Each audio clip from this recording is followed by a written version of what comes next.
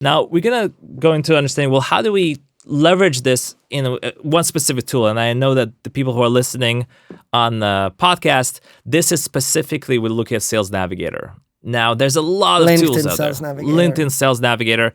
If you've never had a premium license, you can get that for a month for free. There's a lot of tools out there, but I want to highlight a few different points that we can leverage in LinkedIn Sales Navigator. And again, there's many other tools that may be similar to Sales Navigator. Things change all the time, but the principles are similar. And I'll highlight some tools that I like that are very useful here. So if we're, for example, are looking at new clients, new prospects that could be a good fit, what I recommend, first of all, is identify any employees that have the persona that you're targeting. So, example, that you sell HR software. Yeah. The first thing you want to do is look at any HR professionals that work, aka they worked at a company in the past that you currently is a client. So, for example, Monday.com is currently a client. They're a happy client. Very simple. Find HR professionals that worked at Monday.com. Past company. Reach out to them and say, look, we're doing this successful POC at Monday. I think it might be a good fit. Why is it that important? Because they know that the company that they work with you, so it's trustable. So there's two reasons. Number one is first of all, they will be able to say, okay, I'm already understanding he did this research on me. It's personalized. Oh, he knows I worked on Monday, and that's why he's referencing Monday. It cannot be, at least with ease, like automated. So there's a personal, he cares about me enough to actually do the work. Number two, she can easily have as a reference point she can call the HR manager and that say, you guys work with these guys, how's that going? So she has a good reference point. So again, builds trust much faster. Okay? So that's really good. If you don't have a client, what you could do is you could look at HR managers, for example, of companies that you've personally worked at in the past. Yeah. And that could be the connection. Now, let's take a look at one of the things that we see a lot if people want to target the US, okay, for clients. It's great, it makes sense. But how do I find my tribe in the US? Well, the way that I advise individuals, if you're an Israeli company initially, let's identify it first. Let's find out individuals who are most likely part of your tribe, which is other Israelis. Well, you can't, on LinkedIn, Sales Navigator, the point, you cannot say, I'm actually looking for like Israelis. You cannot yet do that. You cannot do that. So how do you do that? It's actually very simple. The way you would find Israelis on Sales Navigator, by the way, I like guy's face. If you guys see the video, he's like, interesting. The way that you do that is you basically identify the schools that those people went to.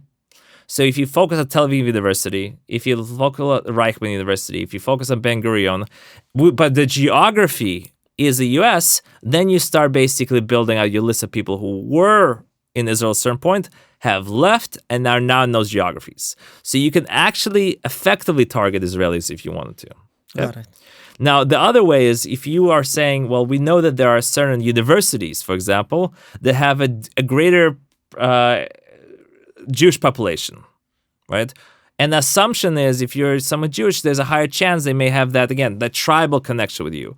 Or, for example, evangelical connection. That's why what we have in the previous slide here, what we have is affiliate colleges. You could actually go to hillel.com and find out what is the highest percentage of universities with a Jewish population.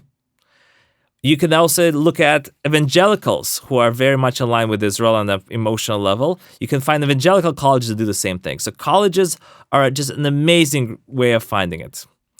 Another 2 or 3 options you can look at. Connections. You can actually search by connection. So if show me any connection that's guy's first degree connection. Very effective. Or you could find, say you went to 8200. There's alumni groups. Great way to identify prospects by groups. You can get there, okay?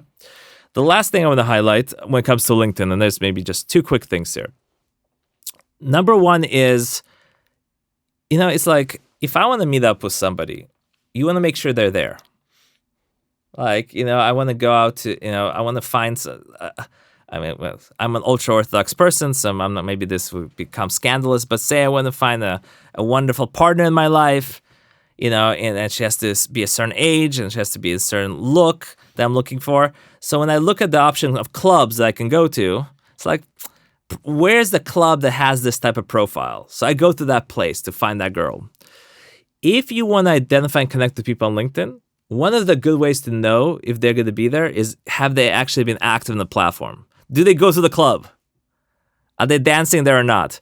That's why we you spotlight on activities or posts of the last 30 days.